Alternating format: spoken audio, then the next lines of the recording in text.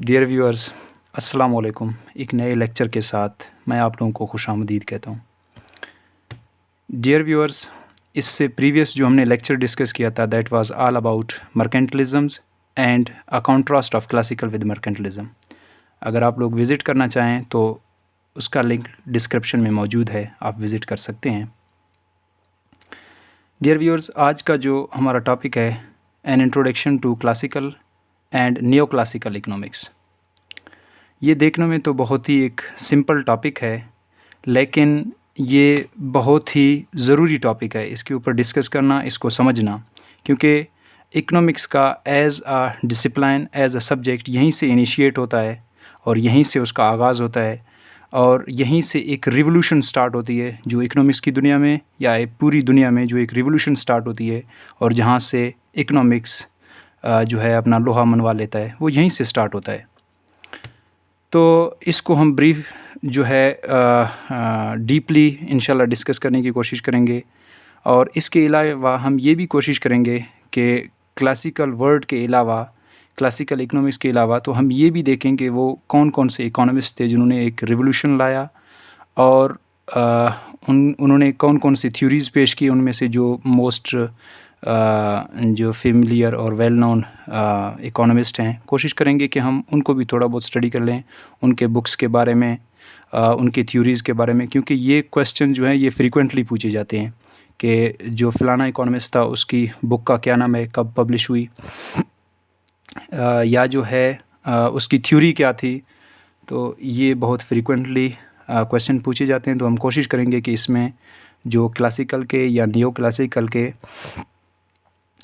जितने भी जो है वेल नोन इकोनॉमिस्ट हैं, उनकी थ्योरीज़ और उनकी बुक और उनका जो कंट्रीब्यूशन है इकोनॉमिक्स में, उसको हम डिस्कस करें। तो सबसे पहले तो हमारे पास एक क्वेश्चन आता है कि जो वर्ड क्लासिकल है वो कहाँ से आगाज़ हुआ है उसका, और क्लासिकल वर्ड जो क्लासिकल इकोनॉमिस्ट है या क्लासिकल स्कूल ऑफ थाट है, तो इसका नाम क्लासिकल क्यों पड़ा है। ये क्वेश्चन तो एक देखने में तो बहुत कॉमन क्वेश्चन है और हर किसी को पता है कि क्लासिकल स्कूल ऑफ थाट से इकोनॉमिक्स का आगाज़ होता है। लेकिन ये क्लासिकल है क्यों, इसकी क्या वजह है, किसने इसको क्लासिकल का नाम दिया। तो as far as the word classical is concerned, it was coined by Karl Marx. Karl Marx originally coined the term classical economics. Refer to what? Refer to David Ricardo and James Mill and their predecessors. तो ये थे Karl Marx जिन्होंने जो है David Ricardo और James मिल, क्योंकि जो Karl Marx खुद थे वो थे डेविड रिकार्डो के फॉलोअर थे और ऑफ कोर्स जो है एडम स्मिथ के भी फॉलोअर थे। तो उसने वहाँ से जो डेविड रिकार्डो, जेम्स मिल या इससे जो प्रीडिसेसर यानी जो साबिका जितने भी इकोनॉमिस्ट थे, उन सब की वर्क को ने जो है क्लासिकल इकोनॉमिक्स का नाम दिया।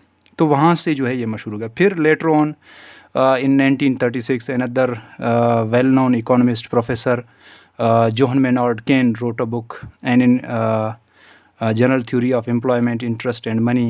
In his book he said that the writers before 1936 all are classical writers and the economists before 1936 are all classical economists. लेकिन अकॉर्डिंग टू केन्स के जितने भी इकोनॉमिस्ट थे बिफोर 1936 यानी जो ग्रेट डिप्रेशन आया उससे पहले, जो केन्स ने अपनी बुक शाये की उससे पहले जितने भी इकोनॉमिस्ट थे they all were classical. But it is worth mentioning that there were some other school of thoughts as well. जैसे उनमें नियो क्लासिकल है, उनमें मार्जिनलिस्ट रिवोल्यूशन है और उनमें फिजियोक्रेटिक डॉक्ट्राइन है। तो इंशाल्लाह आज के हम इस लेक्चर में हम कोशिश करेंगे कि क्लासिकल को भी डिस्कस कर लें, न्यू क्लासिकल को भी डिस्कस कर लें और जो हमारे पास मार्जिनलिस्ट रिवोल्यूशन है उसको भी हम ब्रीफली एक्सप्लेन कर लें। ये हमारे आज के टॉपिक का हिस्सा है। लेकिन जहाँ तक फिजियोक्रेटिक डॉक्ट्राइन की बात है तो वो इंशाल्लाह बाद में कभी एक्सप्लेन करेंगे, क्योंकि हमारे टॉपिक से उसका कोई लिंक नहीं है आज।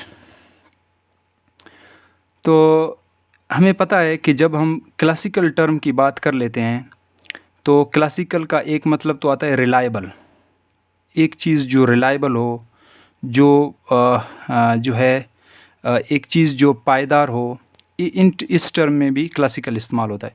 एक टर्म ये कि क्लासिकल हम ओल्ड फैशन को भी कहते हैं, ओल्ड थाट्स को भी कहते हैं। When we study philosophy we say the old thoughts are classical thoughts, and when we study the music we say the old musical steps are classical steps. But as far as macroeconomics is concerned, in macroeconomics, classical is divided into two periods. तो macroeconomics में जो classical है उसको दो periods में तकसीम किया गया है। एक है first period,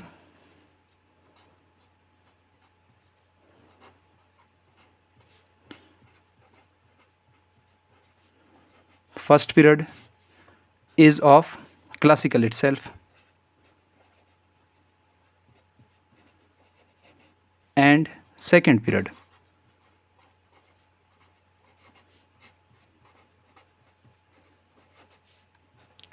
which is commonly known as neoclassical.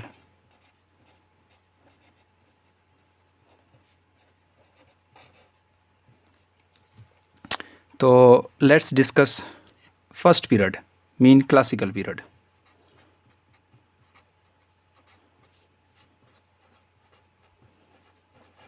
First period, जहाँ तक क्लासिकल का ताल्लुक़ है, फर्स्ट पीरियड का ताल्लुक़ है, ये स्टार्ट होता है a Scottish economist Adam Smith की राइटिंग से। Adam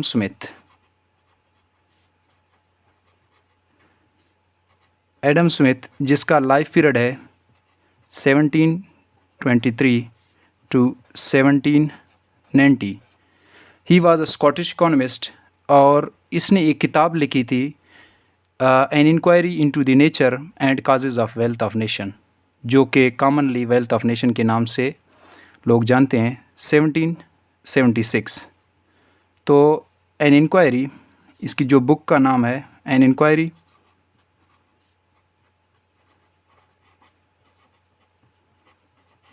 inquiry into the nature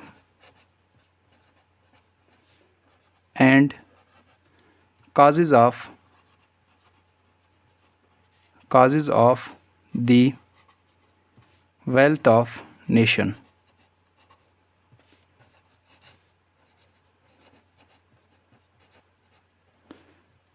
in 1776। तो इस बुक में उसने टर्म इकोनॉमिक्स यूज़ किया और वेल्थ ऑफ नेशन के हवाले से उन्होंने 4 प्रेपोजिशंस भी पेश किए थे। तो यहाँ से इकोनॉमिक्स का बतौर एक डिसिप्लिन, एक सब्जेक्ट यहाँ से आगाज़ होता है। इससे पहले इकोनॉमिक्स, इसका ये मतलब नहीं है कि इससे पहले इकोनॉमिक्स थी ही नहीं, इससे पहले भी इकोनॉमिक्स थी, लेकिन तब इकोनॉमिक्स पॉलिटिकल इकोनॉमी के नाम से थी और एक अलग से डिसिप्लिन नहीं थी। लेकिन जो एडम स्मिथ की बुक है, वेल्थ ऑफ नेशन की बुक है, उस बुक को इथिकल, साइकोलॉजिकल, फ़िलासफ़िकल और मेथडोलॉजिकल हर तरह से उसको जो एक सपोर्ट मिली है, जो इसको एक उसकी एक बैकबोन थी, वो इसकी एक और बुक थी the theory of moral sentiment. The theory of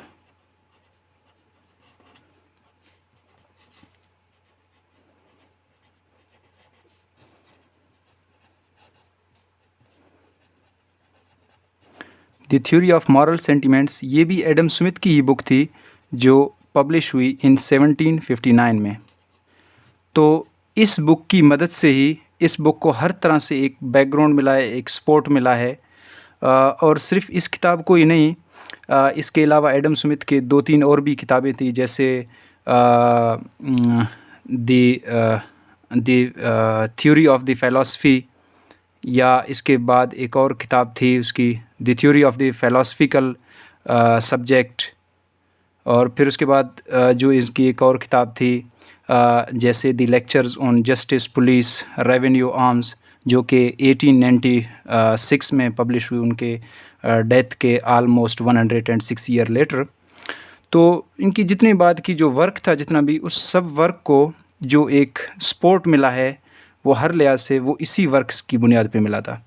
लेकिन चूँकि हमारा ताल्लुक़ इससे नहीं है, हम डिस्कस कर रहे हैं इकोनॉमिक्स को, और इकोनॉमिक्स में जो वर्क किया उन्होंने तो उसको डिस्कस करें। इस वजह से हम सिर्फ़ और सिर्फ डिस्कस करेंगे an inquiry into the nature and causes of wealth of nation. अब इसमें जो है हम हाईलाइट करेंगे वेल्थ ऑफ नेशन को। क्यों हाईलाइट करेंगे वो फिर जब हम क्लासिकल को कंक्लूड करेंगे तो उसके बाद पता चलेगा कि क्यों हाईलाइट किया था मैंने। फिर इसके बाद क्लासिकल के एक और वेल नोन इकोनॉमिस्ट हैं डेविड रिकार्डो। डेविड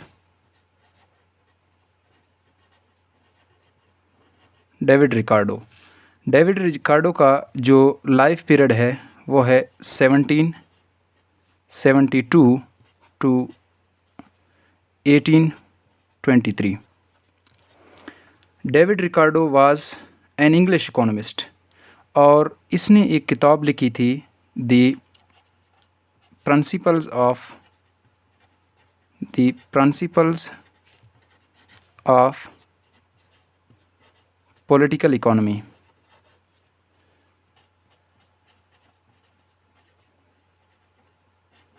और ये किताब उसने लिखी थी इन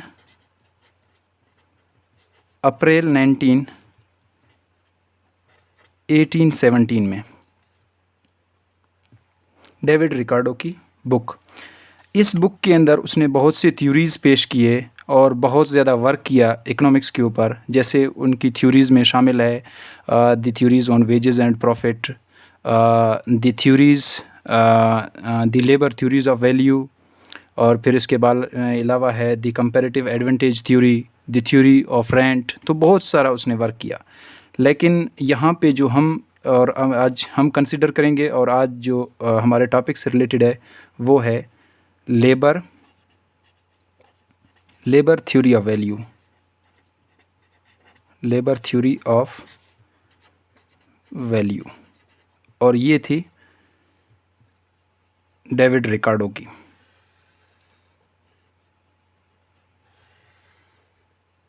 इसको भी हाईलाइट करेंगे। अच्छा, इसके बाद जो तीसरा इकोनॉमिस्ट है इकोनॉमिक्स की क्लासिकल की दुनिया में वो है James Stuart Mill. John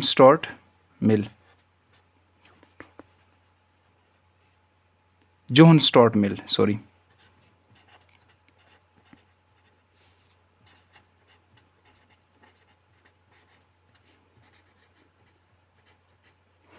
John Stuart Mill जो थे ये भी एक इंग्लिश इकोनॉमिस्ट थे और इसने एक किताब लिखी थी।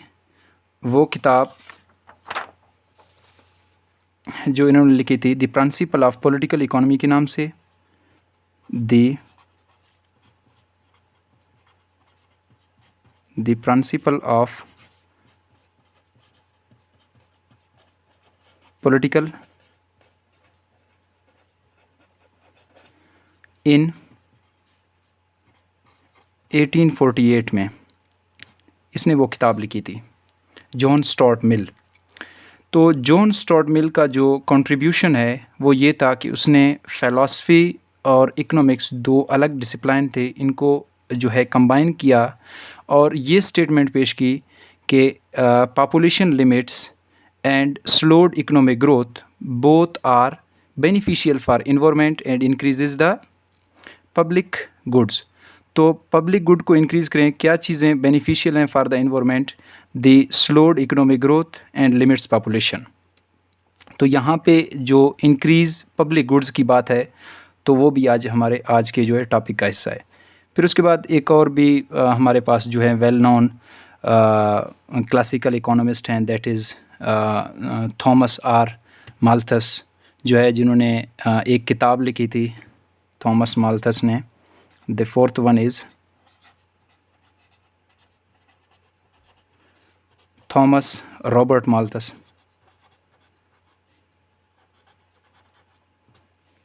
इन्होंने एक किताब लिखी थी 1798 में और उस किताब का नाम था an essay on the principle of population, an essay on the population, an essay on the principle of population, an essay on the principles of population। तो उस बुक के अंदर उसने एक थ्योरी पेश की थी जिसको माल्थूसियन पॉपुलेशन थ्योरी के नाम से भी जाना जाता है।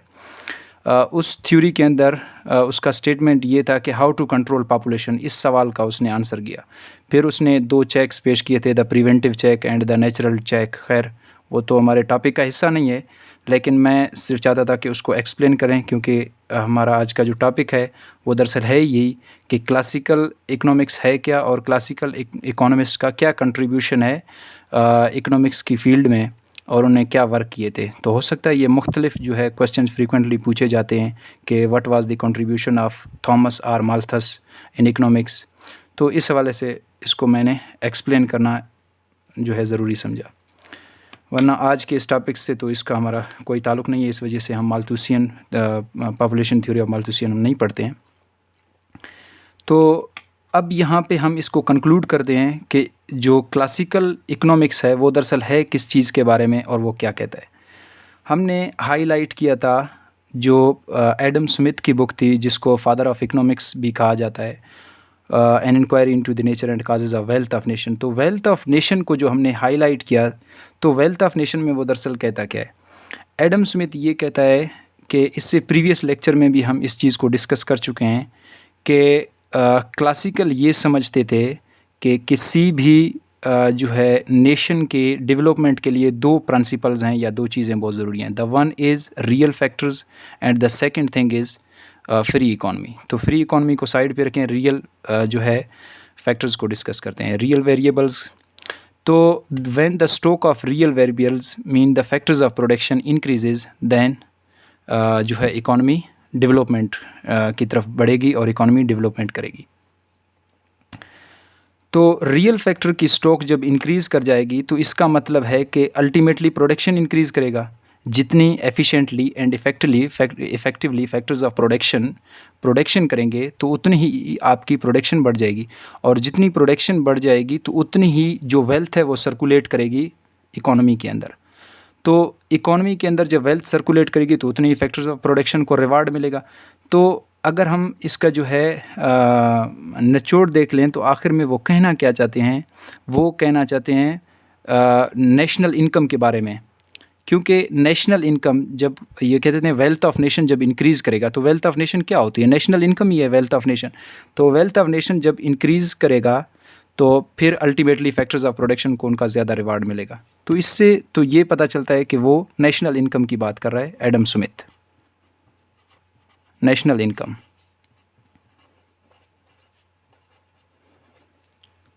नेशनल इनकम इंक्रीज़ करेगा। अच्छा, फिर उसके बाद हमने जो है डेविड रिकार्डो, जो कि एक मशहूर इकोनॉमिस्ट गुज़रे हैं, उनका बहुत ज़्यादा कंट्रीब्यूशन है इकोनॉमिक्स के अंदर।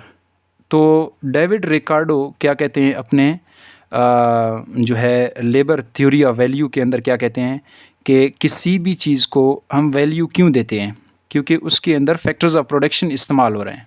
तो फैक्टर्स ऑफ प्रोडक्शन की बात तो वही एडम स्मिथ भी कहता है, क्योंकि फैक्टर्स ऑफ प्रोडक्शन जितने एफिशिएंट एंड इफेक्टिवली वर्क करेंगे उतना ही ज़्यादा उनको जो है रिवार्ड मिलेगा। और डेविड रिकार्डो भी उसी की बात कर लेते हैं।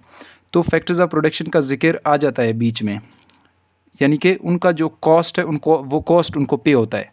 तो फैक्टर्स ऑफ प्रोडक्शन का बीच में जिक्र आ जाता है कि असल में जो जिक्र हो रही है, जो बात हो रही है, वो factors cost of factors of production की बात हो रही है।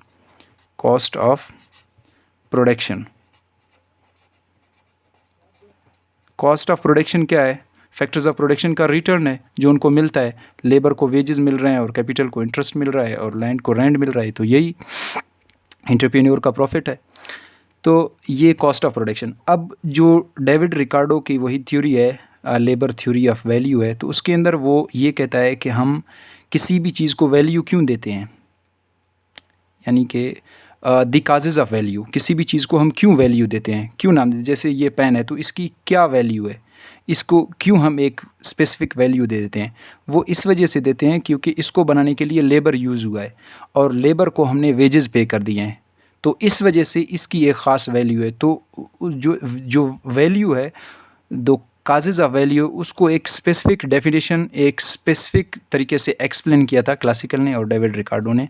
तो इस वजह से ये वैल्यू भी यहाँ पे आएगा।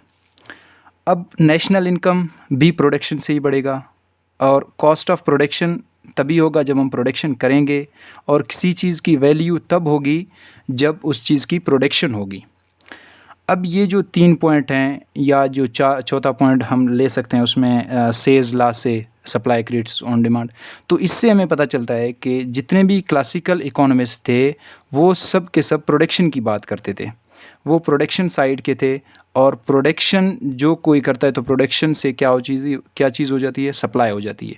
तो हम ये कहते हैं कि ये सप्लाई साइड को डिस्कस कर रहे थे, supply side of the economy को डिस्कस कर रहे थे क्लासिकल्स, सप्लाई साइड। अब इसके अलावा तकरीबन आलमोस्ट 100 ईयर लेटर 1870s में एक रिवोल्यूशन आता है, और वो है मार्जिनलिस्ट रिवोल्यूशन। मार्जिनलिस्ट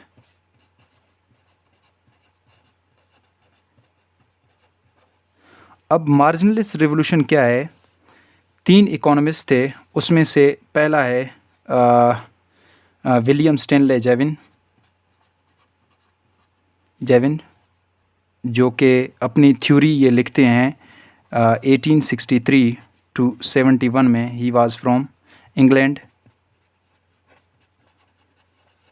और फिर इसके अलावा जो हैं मिंगर हैं, कार्ल मेंगर, ये अपनी थ्योरी लिखते हैं 71 में, यानी 1871 में, और ही वाज फ्रॉम ऑस्ट्रिया। फिर इसके अलावा जो लास्ट हैं वालरस का नाम जब हम जनरल इक्विलिब्रियम पढ़ते हैं तो वहाँ पे भी काफ़ी मरतबे लियोन वालरस का नाम हमें जो है देखने को मिलता है। और ये 1874 में ही वाज फ्रॉम स्विट्ज़रलैंड। ये अपनी थ्योरीज़ पेश करते हैं, और ये क्या कहते हैं? ये कहते हैं कि चलो ठीक है, क्लासिकल बात करें प्रोडक्शन की, they talking about the supply side. Production है, कॉस्ट ऑफ नेशनल इनकम है, कॉस्ट ऑफ प्रोडक्शन है, value of goods and services हैं, and the reward of the services of production. ठीक है, लेकिन where does an individual stand in an economy? एक individual कहाँ पे स्टैंड करता है इकोनॉमी के अंदर? और एक इंडिविजुअल जो है, एक इंडिविजुअल को वो किस पॉइंट पे इक्विलिब्रियम में होगा? तो दे टॉक्स अबाउट इक्विलिब्रियम।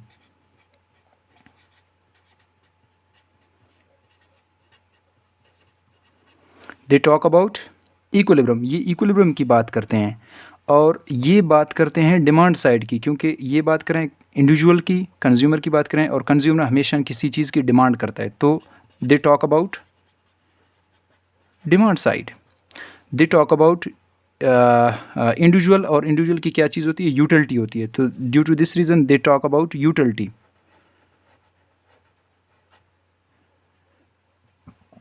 ये इक्विलिब्रियम की बात करते हैं of consumer, of an individual, demand of an individual, utility of an individual.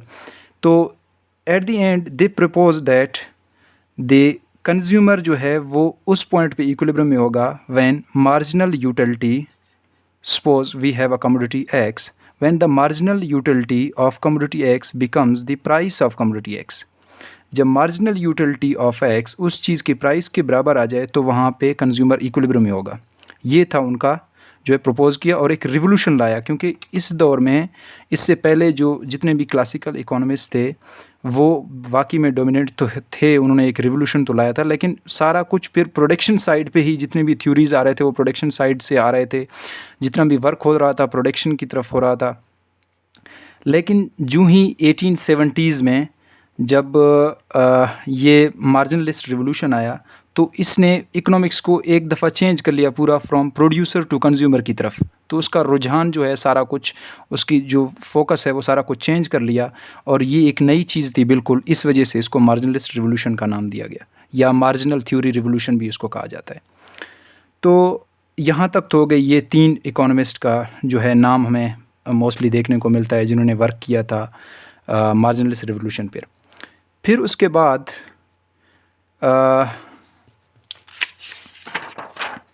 1900 में, यानी 1900 में, वहाँ एक इकोनॉमिस्ट आते हैं जिनका नाम है एल्फ्रेड मार्शल। एल्फ्रेड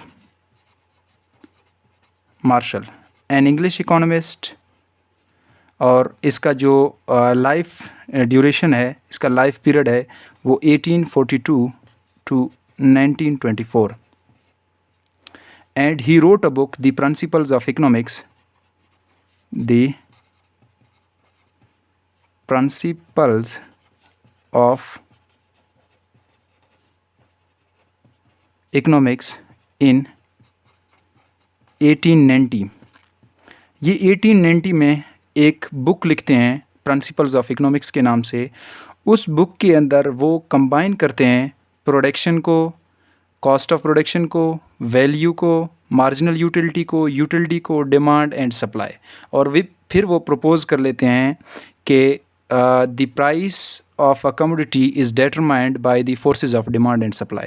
जब डिमांड एंड सप्लाई इंटरसेक्ट कर देते हैं तो वहाँ पे जो है प्राइस डिटरमाइन होगी। तो ये बिल्कुल एक अलग चीज़ थी, एक जो है क्लासिकल से हटके भी नहीं था, क्योंकि क्लासिकल के थाट उसके अंदर शामिल थे, और लेकिन उसके अंदर एक मॉडिफाइड फॉर्म था, एक उसके अंदर री इस्टेब्लिशमेंट थी, उसके अंदर यानी कि पॉलिश था क्लासिकल को। तो इस वजह से इसको न्यो क्लासिकल कहा जाने लगा, क्योंकि जब हम वर्ड पढ़ते हैं न्यो, तो न्यो का मतलब भी यही है कि री इस्टेब्लिश्ड या जो है पॉलिश्ड या मॉडिफाइड फॉर्म। तो वहाँ से यानी कि जो इसने बुक लिखी 1890 में, तो उसके बाद जो है फिर न्यो क्लासिकल इकोनॉमिक्स का कंसेप्ट आता है। न्यो क्लासिकल इकोनॉमिक्स का कंसेप्ट हमारे सामने कब आता है? जब मार्शल एक किताब लिखते हैं, और वो किताब होता है the principle of economics in 1890 में वो लिख देते हैं। उसके बाद फिर न्यू क्लासिकल का आगाज़ होता है, और जो मार्शल का ये जो वर्क है, इसको फिर कहते हैं synthesis of classical and marginalist principle. Synthesis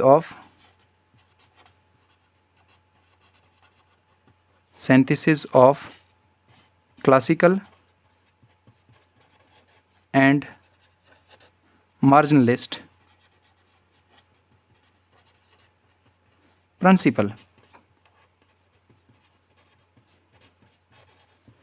क्योंकि सिंथेसिस लफ्ज़ का मतलब यही है कि इनको कंबाइन करना, अटैच करना या मिलाना। तो क्लासिकल और marginalist, classical was all about supply side, और जो मार्जिनलिस्ट थे they were all about demand side. वो कहते थे कि मार्जिनल यूटिलिटी ऑफ कमोडिटी, फ़र्ज़ कर लो कि एक्स है, तो उसकी जब प्राइस ऑफ एक्स के बराबर मार्जिनल यूटिलिटी आ जाए तो उस पॉइंट पे इक्विलिब्रियम है। और इसके अलावा जो क्लासिकल थे वो प्रोडक्शन की बात करते थे कि इकॉनमी के अंदर जितनी प्रोडक्शन होगी उतना नेशनल इनकम बढ़ जाएगा, और फिर जितने efficiently and effectively factors of production करेंगे उतनी ही ज़्यादा जो है वेल्थ बढ़ जाएगी इकॉनमी के अंदर। रियल फैक्टर्स का बहुत अहम रोल है। तो वो डिमांड साइड की बात कर रहे थे, ये कर रहे थे, सप्लाई साइड की बात कर रहे थे। तो मार्शल जब आया, मार्शल ने दोनों को मिला दिया आपस में, और इसका डिमांड, एक तरफ से डिमांड होता है, दूसरी तरफ से सप्लाई होती है, तो वो दोनों जब इंटरसेक्ट करते हैं, at that point the prices, output and income are determined. तो इस वजह से जो न्यो क्लासिकल का रोल है इकोनॉमिक्स के अंदर वो बहुत ज़्यादा है, क्योंकि उसने मॉडिफाई कर लिया, उसने री इस्टेब्लिश कर दिया था क्लासिकल को, और इसका जो आगाज़ होता है वो एल्फ्रेड मार्शल से ही शुरू था। फिर उसके बाद एल्फ्रेड मार्शल तो न्यो क्लासिकल के पहले इकोनॉमिस्ट थे। फिर उसके बाद एक और इकोनॉमिस्ट भी हैं न्यो क्लासिकल के, जैसे ए सी पिगो, यानी आर्थर सी पिगो, ए सी पिगो। और ए सी पिगो का जो लाइफ पीरियड है वो है 1877 टू 1959। और जो ए सी पिगो का वर्क हमें देखने को मोस्टली मिलता है वो मिलता है ऑन वेलफेयर इकोनॉमिक्स। तो वेलफेयर इकोनॉमिक्स जब हम पढ़ते हैं तो वहाँ से ए सी पिगो का हमें काफ़ी वर्क देखने को मिलता है। इसके अलावा जो न्यो क्लासिकल इकोनॉमिस्ट और भी हैं, जैसे एजवॉर्थ है, तो एजवॉर्थ बॉक्स में ज़्यादा मिलता है माइक्रो इकोनॉमिक्स के अंदर। फिर उसके बाद प्रेटो भी था, तो बहुत ज़्यादा और भी काफ़ी ज़्यादा इकोनॉमिस्ट थे। लेकिन उनका वर्क चूँकि अभी यहाँ पे हमारे सब्जेक्ट से, हमारे टॉपिक से रिलेटेड नहीं था, तो इस वजह से उनका मैंने यहाँ पे जो है ज़िक्र नहीं किया। लेकिन जो और भी ज़्यादा क्लासिकल इकोनॉमिस्ट भी और ज़्यादा थे, न्यो क्लासिकल भी और थे, और उनके फॉलोअर भी हैं।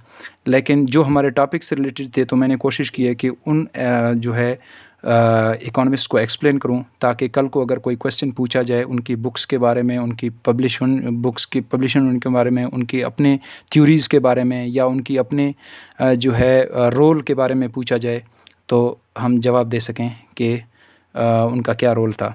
तो that was all about today. इंशाल्लाह नेक्स्ट लेक्चर में मिलते हैं एक नेक्स्ट टॉपिक, एक नए टॉपिक के साथ। तब तक मुझे दीजिए इजाज़त। अल्लाह हाफ़िज़।